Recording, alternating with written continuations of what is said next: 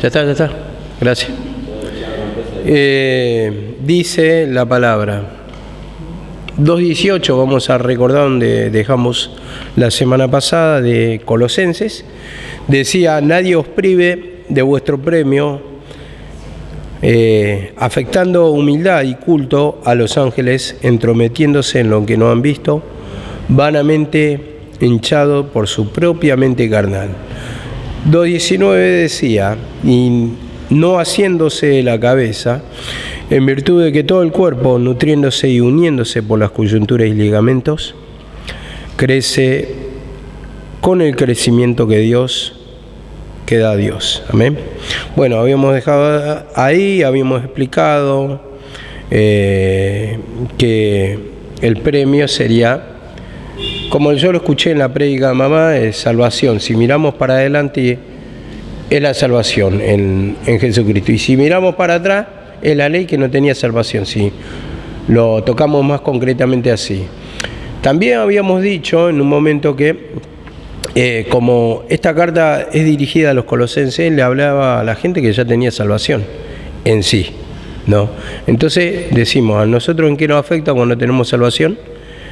En que el premio, por ejemplo, no va a haber paz, no va a haber gozo, no va a haber alegría, no va a haber las bendiciones que estamos esperando en definitiva. Y esas dos cosas quería tocarlas, ¿no? Porque la vez pasada me quedé muy con esta parte de la explicación, pero si vamos en realidad mirando un para atrás y un adelante que está dividiendo la ley, y lo que está adelante, que sería el sacrificio de Cristo, entonces entenderíamos que se está hablando de la salvación. Las dos cosas las vamos a tomar por válidas hasta que el Señor dé un discernimiento más pleno, porque yo lo he escuchado a mi mamá lo dio con seguridad.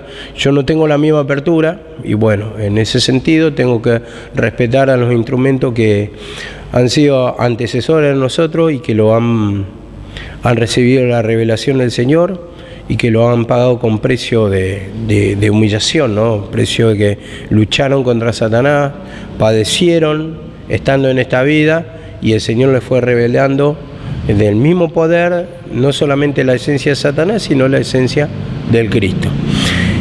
Entonces dice acá la palabra, otra vez vuelvo, bueno, vamos a 1 Timoteo, más bien, 1 Timoteo. Habíamos tocado varios versículos, y en 1 Timoteo, pero el capítulo 4, en este caso, verso 1, dice así: pero el Espíritu dice claramente que en los postreros tiempos algunos apotastarán de la fe, escuchando espíritus engañadores y a doctrina de demonios, por la hipocresía de mentirosos, que teniendo cauterizada la conciencia, prohibirán casarse y mandarán a abstenerse de alimentos que Dios creó para que, por acción de gracia, participasen de ellos los creyentes y los que han conocido la verdad. Bueno, acá entendemos postreros tiempos. ¿Postreros tiempos cuál es? El último tiempo, ¿no? Entonces, dice acá la palabra, prohibirán casarse. Entonces, ese último tiempo, yo lo entiendo así. Por ejemplo, apostatarán de la fe, escuchando a espíritus engañadores y a doctrinas de demonios. Entonces entendemos ahí que en el tiempo de Jesucristo estaban los fariseos que tenían el espíritu de anticristo, porque esto negaban. El que no confiesa, que dice que el Cristo ha venido en carne, ese es el anticristo, dice en 1 de Juan. Entonces nos tomamos acá que está dividiendo dos tiempos, porque claramente acá, por ejemplo, están en un nuevo tiempo, están en el siglo ni uno, o sea, en el siglo 0, porque el siglo se cuenta 0, después el primer siglo se cumple a partir de los años 100, y no habían llegado ni al año 100 todavía. Y vos fíjate que dice, el Espíritu dice claramente que en los postreros tiempos muchos apostatarán, o algunos apostatarán de la fe, o sea, se desviarán de la fe, porque apostatar quiere decir desvío de la fe. Entonces, cuando se manifestó el Cristo, algunos, o sea, no creyeron, entonces hay un desvío, porque se manifiesta el Cristo, no lo creen, lo rechazan, dice la palabra, a lo suyo vino y los suyos no le recibieron. Entonces, al no creer, al no confesarlo como Salvador, a no confesar sus pecados, a decir que solamente por la ley ellos pueden llegar a ser salvos, como eran que decían los judaizantes, si no circuncidáis conforme a los ritos de Moisés, no podréis ser salvos. Entonces vemos cómo lo desvía claramente, acá lo divide, claramente, y dice, en los postreros tiempos apostatarán de la fe, escuchando espíritus engañadores y a doctrina de demonios. Entonces, espíritu engañador, ¿quién tenía? Los fariseos y saduceos, claramente. ¿Por qué? Porque no confesaban a Cristo como Salvador, sino que decían que era un impostor, engañaban a la gente, diciendo que también Jesucristo tiene demonios, y buscaban la persecución de la doctrina, o sea, lo que predicaba Cristo. Y dice acá la palabra 4.2, por la hipocresía de mentirosos. Hipócrita, ¿a quién le decía hipócrita el Señor? A los fariseos. Y hipócrita eran los actores, ¿no?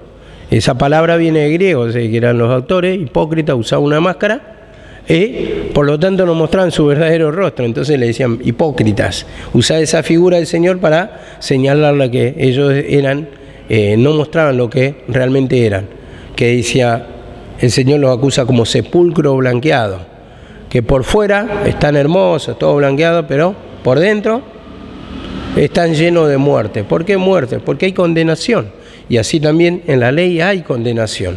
Entonces no le podían dar salvación mediante la ley, porque ya se presentó la realidad y ellos querían seguir por figura.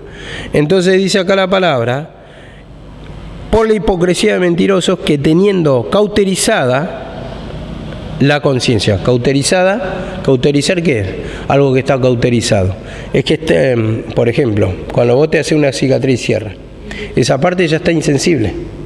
Ustedes vieron que con una cicatriz ya no crece, por ejemplo, si te hace un corte en el cuero cabelludo ya no te crece. Esa parte está insensible. Y bueno, ellos tienen insensible de la mente, insensible del alma, no hay quebrantamiento, simplemente se están quedando en su postura, porque cuando dice insensible, que no hay palabra que los quebrante, que los convenza de pecado, ellos se creen justos. Entonces no hay confesión de pecado, no hay arrepentimiento, y dice acá la palabra, teniendo cauterizada la conciencia, prohibirán casarse. Esta es la palabra que explicamos toda la semana pasada, prohibirán casarse. Yo lo había estudiado un poco porque un poquito tiene que ver con los esenios.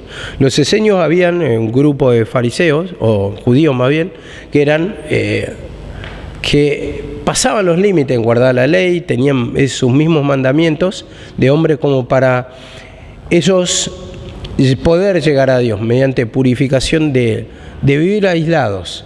Entonces, la mayoría no se casaban, algunos sí permitían el casamiento, se mantenían alejados de las poblaciones, había barrios que sí donde vivían, pero vivían en clanes, aislados ellos, y bueno, eran como los puros, porque fariseo quiere decir los puros, pero ellos eran más puros que los fariseos todavía, porque eran ultra apegados a la ley.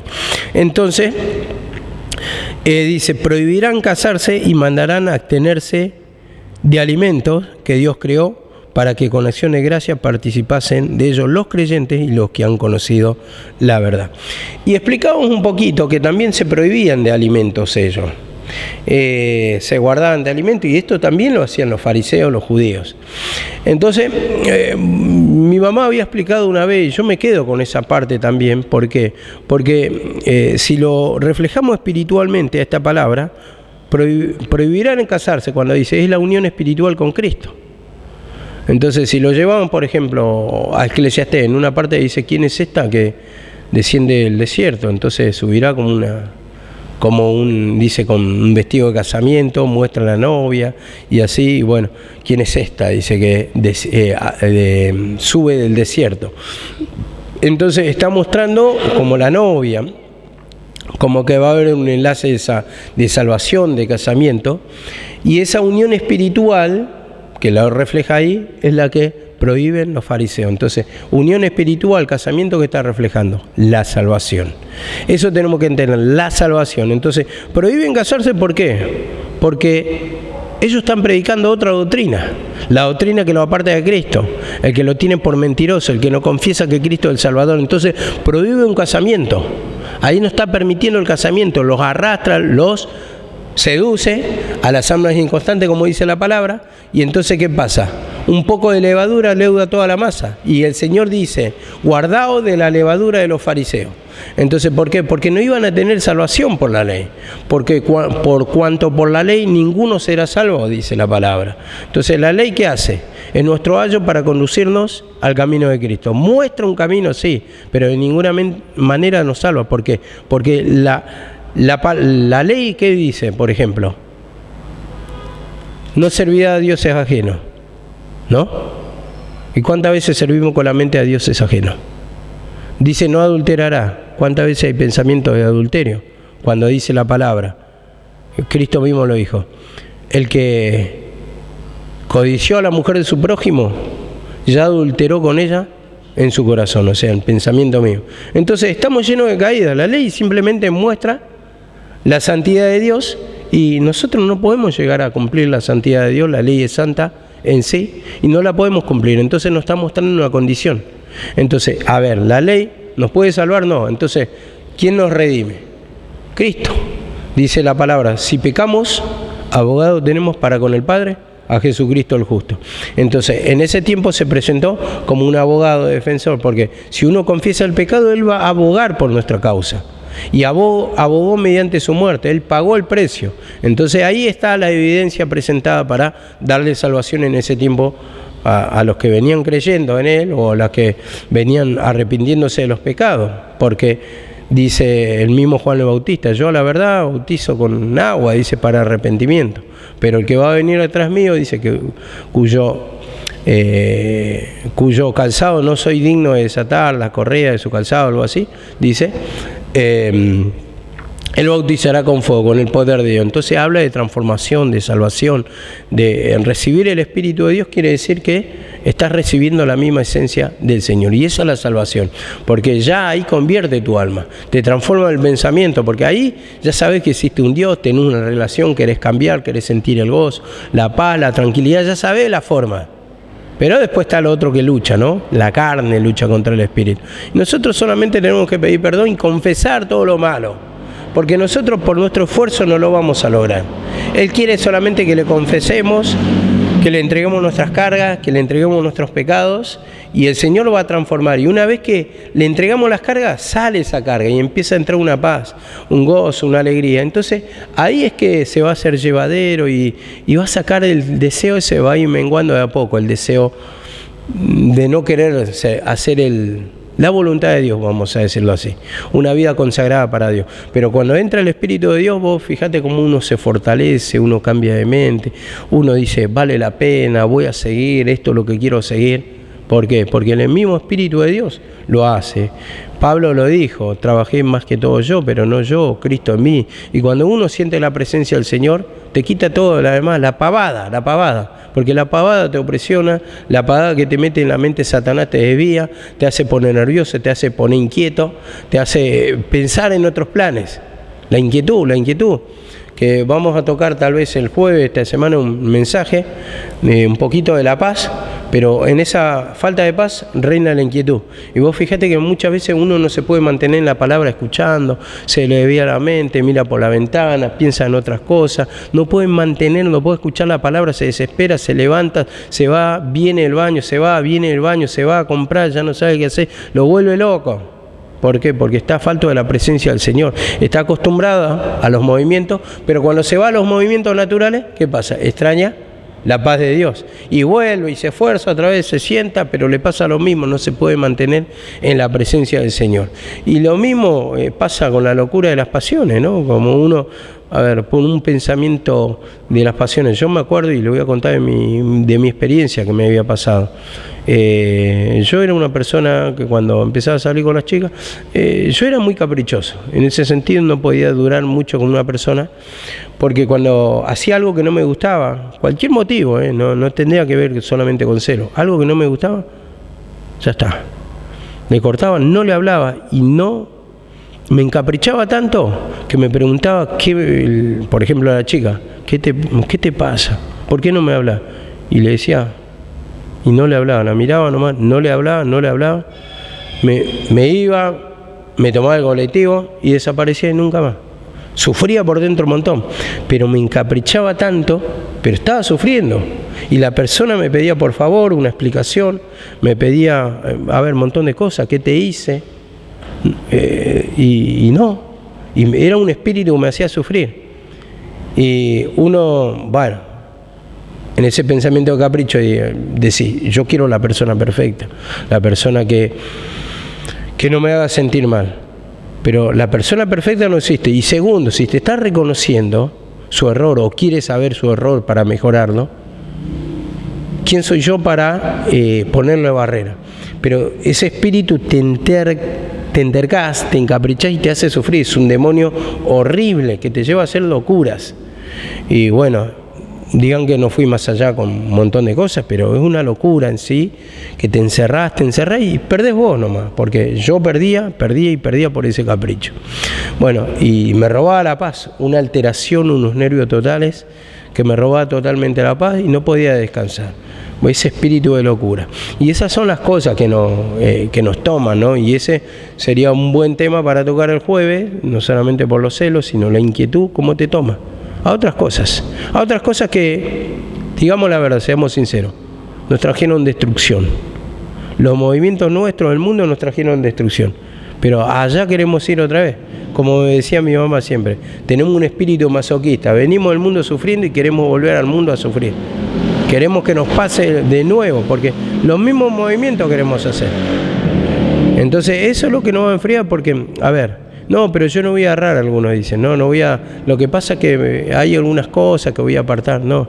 Porque si vos, por ejemplo, te apartás de la palabra y ya no das tiempo para la palabra, ¿qué pasa? Bueno, en esos espíritus. Y dice que nuestro esfuerzo humano, o cumplir la ley, dice, no tienen valor alguno contra el apetito carnal. Entonces, a ver, uno quiere cumplir, pero dice... La ley no tiene poder en sí, ni tampoco pueden cambiar al ser humano. Entonces necesitamos la fortaleza de Dios, que Dios nos indique cada día el error y que nos dé fuerza por la palabra para poder resistir. Porque la palabra es un alimento, entonces la palabra te frena, la palabra te da fuerza para decir que no. Entonces te frenás, es decir, estas cosas no son convenientes para mí. Uno lo refleja a través de la palabra, hace todo a través de la palabra, o sea, es un freno, pon un cuchillo a tu garganta, como dice en el proverbio, nos direcciona, nos dice qué es lo correcto, lo que no es correcto, y así vamos encauzándonos en el camino, ¿verdad? Y dice acá la palabra también, prohibirán casarse y mandarán abstenerse de alimento que Dios creó para que con acción de gracia participasen los creyentes. Alimento que Dios creó. ¿Y el alimento que Dios creó cuál es? Es la misma palabra de Cristo. Ese es alimento que Dios creó, no que Satanás creó. Entonces, que Dios creó para que participasen de ellos los que creen, dice. El que cree, come. El que cree, ¿qué hace? Pone en práctica su palabra, guarda su palabra, cumple su palabra, pide perdón, confiesa el pecado, porque quiere estar puro, quiere estar santo, quiere tener comunión con Dios, quiere que le vaya bien en la vida, quiere tener la paz, quiere sentir el gozo, quiere ser libre de los pecados, quiere ser libre de su sufrimiento.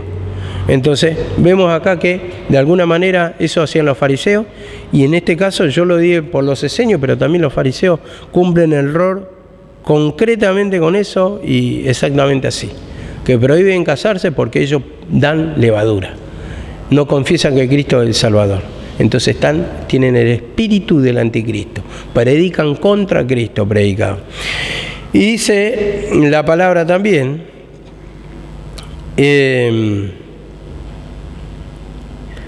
2.16, no sé cuál estoy. 2.16, no sé cuál será. De Timoteo.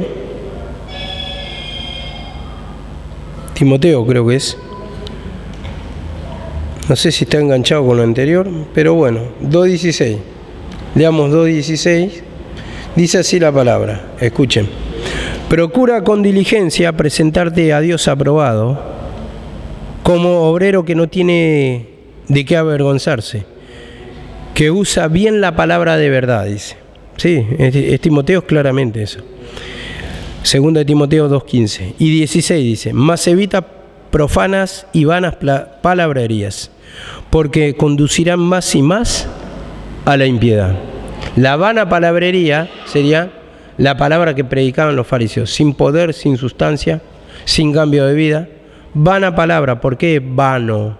Porque lo vano no es productivo para vos, no te trae ningún beneficio. Es un esfuerzo vano también, no tiene sustancia, no tiene poder.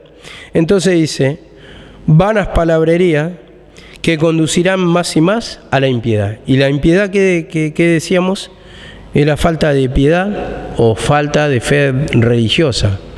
A ver, la piedad en realidad bien explicado, es una palabra que ya lo utilizaban los romanos y quiere decir virtud. Y es la base de todas las virtudes en sí, para los romanos. Por la piedad vos podés hacer, por ejemplo, por tener piedad con tu prójimo puede ser una obra buena. Puede ser bueno, puede ser buen marido, buen hijo, buen amigo, buen vecino. Entonces, es la base de todas las virtudes. Complís, porque hay otro dicho que viene en francés, que no me acuerdo cómo lo pronunciaban, pero decía, como Dios manda, ellos lo pronunciaban en francés. Entonces, la piedad, en la piedad vamos a actuar como Dios manda.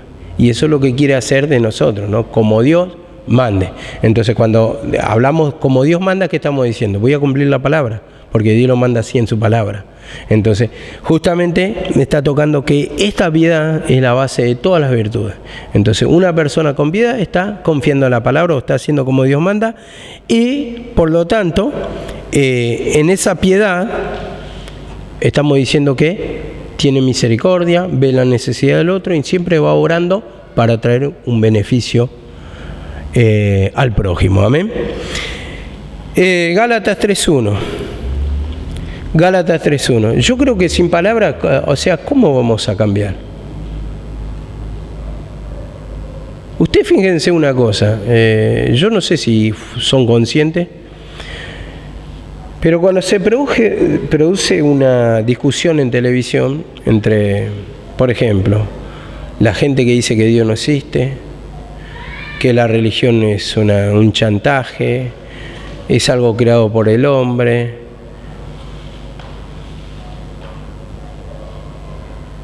que usan al hombre, yo les preguntaría en base a qué ellos toman, y aparte dice que es algo que, a ver, cuando estoy diciendo esto, a ver, según la Biblia, pero yo no me guío por la Biblia, según mis bases son otras cosas. Ahora, yo me pregunto, o les preguntaría a ellos, ¿en cuanto a qué tomás como base que una persona sea buena? ¿Cómo sabés lo que es bueno y lo que es malo? Y todo esto está escrito en la Biblia. Nuestras bondades, nuestro discernir lo bueno y lo malo está en base a la Biblia.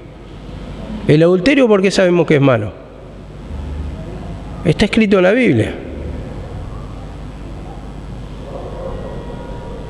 A ver, la murmuración, ¿por qué sabemos que es malo? Está escrito en la Biblia. El enojo, la ira, ¿por qué sabemos que es malo? Porque está escrito en la Biblia. La venganza, ¿por qué? Porque está escrito en la Biblia. Entonces, esa gente que habla sin pensar, porque después dice, no, pero vos sos una mala persona porque tú estás con venganza, tal vez te digan así. ¿Y en base a qué vos te manejas que es venganza y que no? Es lógico, todos los parámetros están en la Biblia. La Constitución que manejamos hoy acá en la Argentina ¿está en base a qué? Las leyes dictadas. En base a la Biblia, a las ordenanzas de Moisés. Entonces de ahí discernimos lo que es bueno y lo que es malo. Y eso es lo que tenemos que entender cuando nos vienen a correr. A ver, entonces, ¿qué es para vos bueno o lo que es malo si vos no crees en Dios? Entonces, ya ahí, digamos, tiene un desliz en su fundamento. Porque tal vez para ellos no está mal adulterar. Pero si yo adultero como pastor, ¿qué me van a decir? No, el pastor no adultera, el pastor adúltero. ¿En base a qué? En base a la palabra que yo estoy predicando me está acusando, y en base a lo tuyo. ¿Y por qué me acusás entonces si vos pensás diferente? Entonces tenemos que pensar lo que se habla, cómo rebatir, cómo invalidar, ¿no? Pero bueno, volviendo un poco a tema, dice acá en Gálatas 3.1. Gálatas 3.1 dice: oh Gálatas insensatos, ¿quién os fascinó para no obedecer a la verdad? Ante cuyos ojos Jesucristo fue ya presentado claramente entre vosotros como crucificado. Vemos, ¿quién os fascinó? Dice, le dice a los Gálatas. Le fue presentado el mensaje de Cristo, crucificado, que ahí hay salvación, hay cambio de vida y transformación, que esa era la verdad. Pedro dice, ¿quién nos fascinó para no obedecer a la verdad? Entonces acá ¿qué entró? El judaísmo puro. Le presentaron a Cristo, al Cristo que estaban esperando, o que se habla de la Biblia, que iba a venir un Salvador. En este caso la mayoría en Gálatas eran gentiles, pero le enseñaban que un tiempo los judíos estaban esperando un Salvador. Ese Salvador iba a redimir no solamente a los judíos, sino a toda la humanidad. Y vino, y le presenta uno que crucificaron en la cruz los judíos, o sea, los romanos, pero mandados por los judíos, eran el Cristo. Y Él murió por nuestros pecados para dar salvación a todos. Era necesario. Ese era el plan de Dios.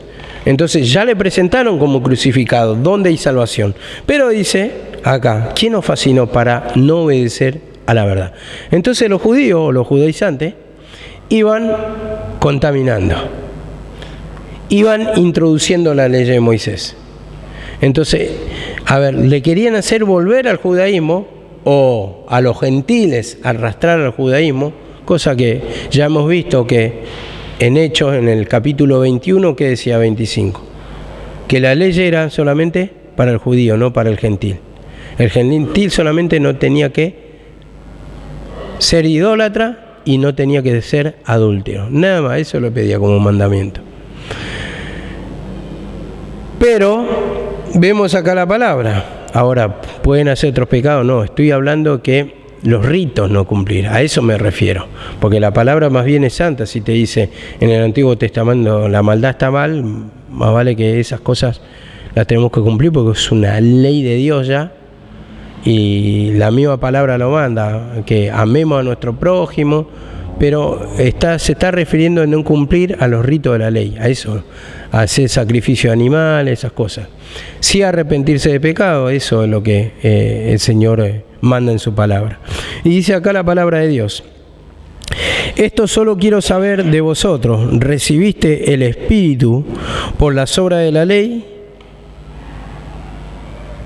o por el oír con fe? Vemos, ¿recibiste el Espíritu por las obras de la ley? O sea, ¿recibiste la salvación por las obras de la ley? ¿O la esencia de Dios por las obras de la ley? Que sería la misma salvación. Porque cuando entra en Cristo en nosotros, ¿qué pasa? ¿Cristo va a ser condenado en nosotros? No, ya obtenemos la salvación, la liberación. Y a partir de ahí nosotros, de arrepentimiento de pecado, va transformando nuestra vida. Hasta hacer la obra completa en nosotros, para sacarnos de todo tormento, de todo sufrimiento. Y dice acá la palabra: ¿recibiste el Espíritu por las obras de la ley o por el oír con fe? Y hay una versión que dice: ¿recibieron el Espíritu por las obras que demanda la ley o por la fe con que aceptaron el mensaje de Jesucristo? ¿Cómo recibimos? Por la fe.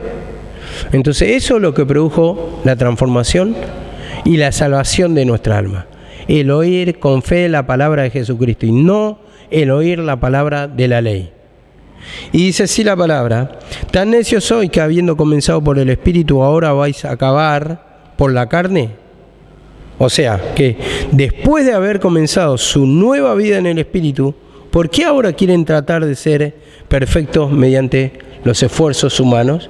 Porque la ley era un esfuerzo humano. Si ustedes ya comenzaron por el Espíritu, ahora quieren acabar por la carne, por el esfuerzo humano, después de haber recibido vida nueva mediante el escuchar con fe, mediante recibir el mensaje de Jesucristo.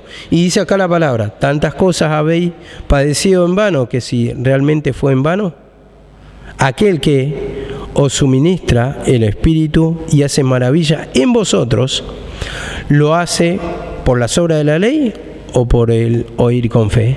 El que hace maravilla en vosotros, ¿por el oír con fe o por la ley? Le dice. Por el oír con fe. O sea, ¿qué mueve el poder de Dios, como dijimos la semana pasada? El corazón contrito y humillado, el corazón arrepentido, el corazón que reconoce la necesidad de Dios. Eso es lo que mueve el poder de Dios. Y dice así la palabra, 3:6. Así que Abraham creyó y fue contado por justicia, dice.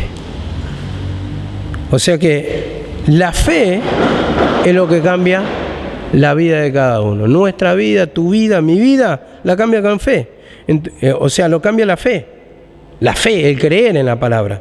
Creyó Abraham a Dios, dice, y le fue contado por justicia, fue justificado, recibió salvación. Entonces, eso es lo que nos cuesta hacer, creer, porque creemos que no vamos a cambiar por método humano, por un esfuerzo. Ahora me voy a portar bien. ¿Qué te vas a portar bien? Si salís te manda macana. ¿Mediante qué te vas a portar bien? Si la palabra de Cristo no está, ¿quién te va a frenar a vos? La palabra dice que no seamos como el caballo, que no van a obedecer o no se gobiernan si no le ponen el cabestro. Y muchas veces estamos así. Si no te ponen límite, no te gobernás. Una persona que no tiene ley va a andar conforme a su cabeza, conforme a su deseo. Pero la ley no marca en todo. Por ejemplo, si no hubiera semáforo, cruzaríamos las calles y nos provocaría que un accidente. Porque todos quieren cruzar a la vez, ¿no? Una vez se hizo una prueba en una ciudad y sacaron todos los semáforos para ver si se podía acelerar más el tráfico. Por el contrario, el desorden produjo más lentitud, produjo embotellamiento. Cada uno quería cruzar, cada uno quería tener el derecho, pero ¿qué pasa? Producía el embotellamiento. Y así también, cuando no hay ley, lo que hace es entorpecer nuestra bendición, tardar nuestra bendición. Por eso el Señor pone ley, pone orden, y la orden es de Dios. ¿Para qué? Para bendición de nuestra vida. Porque si no, vamos a cometer locura. Siempre queremos tener el derecho, queremos arrebatar, queremos tener, nos ponemos nerviosos, nos alteramos porque no podemos conseguir. Pero la bendición, ¿de dónde viene? La bendición viene de lo alto, dice una palabra. Viene de lo alto. Y tenemos que ser bendecidos con Dios, por Dios. ¿Quién te va a bendecir? Tu Padre. Y si somos hijos de Dios, nos bendice nuestro Padre. Entonces eso tenemos que entender, que todo es arrepentimiento, todo es corazón contrito y humillado, todo es la fe en el sacrificio de Cristo, todo es hacer la voluntad del Señor. Entonces me pongo, le entrego mi corazón tal cual está, lleno de pecados, sí Señor, transforma mi corazón, te lo doy. Entonces ahí te estás entregando tu vida, ahí te estás arrepintiendo. ¿Para qué? Para que después el Señor te lo entregue nuevo, te lo entregue transformado, te lo entregue bendecido, te lo entregue con paz. Y eso es lo que tiene que hacer en nosotros el trabajo del Señor. Dice en la visión del alfarero que se fundió todo en sus manos. Pero ¿realmente vos te fundís? Todo, dice. No parte de lo que vos querés y lo que no querés no toca. Todo. No sirvió nada. Esa vasija no servía, se fundió totalmente. Y después dice que la hizo nueva, como conforme a él le parecía, no conforme a lo que le parece al vaso. Y nosotros tenemos esa tendencia, yo quiero hacer esto, yo quiero llegar a concretar esto, esta va a ser mi vida así. Vos te lo ordenás, te lo proponés, pero nunca llega. Ni por más que te alejes de Dios, voy a hacer a mi manera. Sí, andáselo a tu manera, pero no te va a salir. Yo también planeé a mi manera antes de venir al camino. Planeé que me iba a casar, que me iba a ir bien, que me iba a comprar una camioneta, que iba a trabajar así, que iba a tener a su tiempo mi casa, y planeaba todo. Habían pasado 10 años y tenía una mugrosa bicicleta, lo único que tenía. Nada, otra cosa no tenía, ni dónde dormir, porque dormía en el sillón del living. Así que imagínate cómo uno, como dice un dicho, que es un proverbio, pero el proverbio lo dice diferente. El hombre propone y Dios dispone. Esa dice la versión católica. La versión evangélica no sé cómo dice, pero algo parecido. Nosotros pensamos que vamos a alcanzar, pero el Señor es el que va a disponer. ¿Cómo? Del hombre son las proposiciones del corazón, más de Jehová es la respuesta de la lengua, algo así. Entonces es lo mismo, en la versión católica es tal cual como lo dije yo. Pero así nos pasamos pensando que vamos a ordenar toda la vida y uno no puede gobernar el futuro. Si pudieran gobernar, está lleno de personas más buenas que nosotros en el mundo. ¿Y por qué le va mal? Si ellos tratan de decidir, quieren alcanzar lo mismo que nosotros queremos alcanzar. ¿Y qué nos garantiza que a nosotros nos va a ir bien?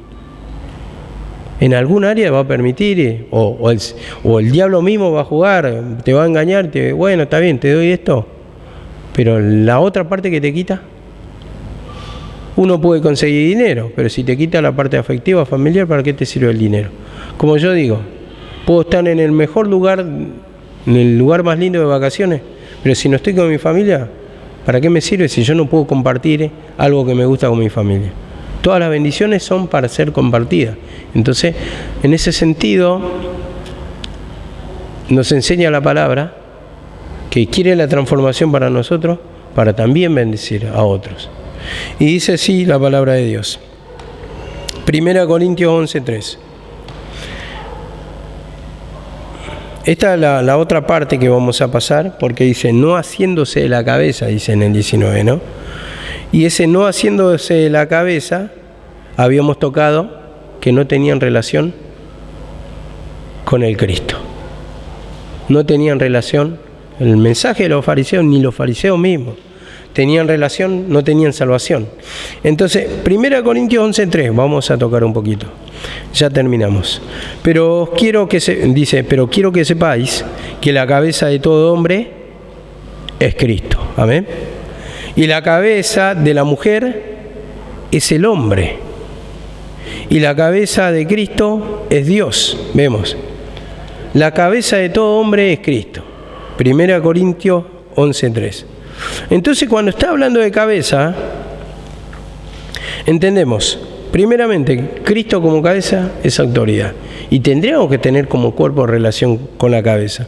Pero estos fariseos, al negar a Jesucristo como Salvador, no pueden tener ninguna relación con la cabeza. Y entonces esto nos lleva a reflexionar y vayamos a Efesios 1:22. Efesios 1:22. Dice así la palabra. Y todo lo sometió bajo sus pies, y él lo dio por cabeza sobre todas las cosas a la iglesia, o sea, a Cristo. El Padre lo dio a Cristo por cabeza para que gobierne la iglesia. Entonces, en esta parte que estamos leyendo, que Dios es la cabeza, ¿no? Dio la cabeza, esto entendemos. Y la cabeza es la que direcciona al cuerpo. La cabeza es la que piensa, la cabeza es la que ejecuta y el cuerpo simplemente obedece. Pero direcciona para salvación, en este caso Cristo como cabeza, para libertarnos.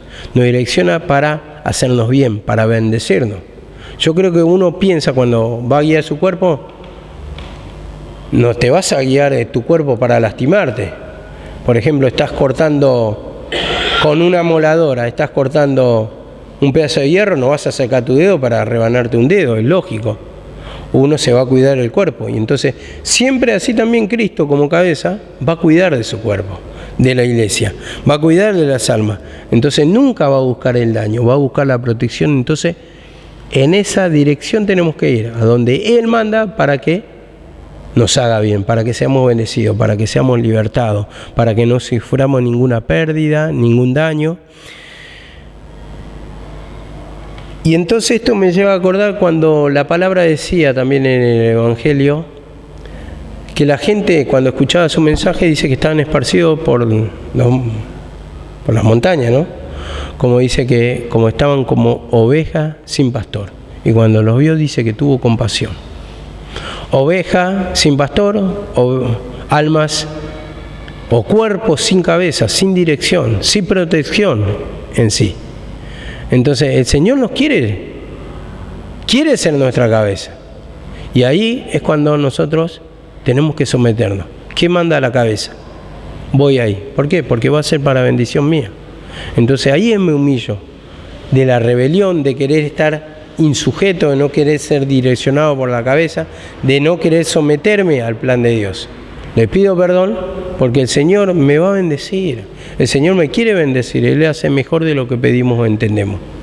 Pero nuestra carnalidad dice no quiero andar con la cabeza, me tira mala carne, sé que me voy a destruir, sabes bien que te va a ir mal, pero te gusta. Entonces el tema ahí es que cuando viene el dolor va a traer consecuencias. Y esos resultados son amargos, como ajenjo. Son amargura, son raíz de amargura, son ¿por qué no oí, como dice la palabra, la voz de lo que me instruían? ¿Por qué no oí? Entonces dice también, hijo mío, no, cuando fueres joven no desprecies la dirección de tu padre, ni el consejo de tu madre. Entonces muestra un ejemplo que muchas veces somos desobedientes. Cuando somos jóvenes, en nuestra juventud espiritual también pasa, tenemos rebeldía, tenemos forma de pensar, nos confiamos, sabemos todo, ya sé. Pero después cuando te das cuenta del paso del tiempo, los daños que recibiste, y también por las experiencias, malas experiencias, te das cuenta, el viejo tenía razón, la vieja tenía razón. Te das cuenta a través del tiempo. Y después tal vez tus hijos van pasando por lo mismo, el mismo proceso. Me contaba hoy el muchacho, hijo de pastor, que, bueno, se apartó, ¿no? Y bueno, después quiere volver al camino, se fue al mundo. Bueno, los mismos pasos que hice yo. Yo lo hice lo mismo, de la misma manera. Mi mamá me da la palabra, pero yo quería vivir mi vida. Quería hacer lo mío, vivir por mi cabeza. Fiesta, joda, vicio. Hacer lo que a mí me gusta. Pero no sabía que ese hacer lo que a mí me gusta me traía amarguras, consecuencias, traiciones. Había mucho sufrimiento en mi vida. Después del tiempo me di cuenta de una vida que perdí el tiempo, porque no aproveché mis trabajos, no aproveché mi tiempo, no aproveché mi juventud, no aproveché nada. Era tiempo perdido simplemente porque no traje nada del mundo.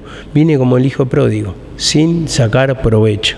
Y eso lo tenemos que saber, que así cuando andamos sin Cristo, no vamos a sacar nada del mundo. Por el contrario, vamos a gastar todo nuestro tiempo, todas las bendiciones que el Señor nos dio, el conocimiento, eso que trabajamos en la obra, que sentimos, que hemos aprendido en la palabra, en un momento se va y chao, quedaste vacío. Después cuesta retomar. El pueblo de Israel, cuando desobedeció, fue cautivo, fue en cautiverio, ¿no? Y ustedes fíjense, cuando sale de cautiverio Judá, ¿qué le pasó? Tuvieron que volver en el tiempo de Esdras, ¿no? ¿Y volvieron para qué? Para reconstruir el muro. Y la reconstrucción cuesta mucho más que la edificación, porque tuvieron que limpiar el lugar, tuvieron que acarrear las piedras, como dicen. El escombro es mucho y se debilita la fuerza. Y siempre lo digo también, la construcción es más complicado, más trabajoso y más gasto hacer una refacción que construir de cero. Entonces por eso tenemos que ver nuestras decisiones. Es más fácil conseguir matrimonio, digo, ¿no? Para los que son jóvenes. Noviazgo, si hace bien las cosas,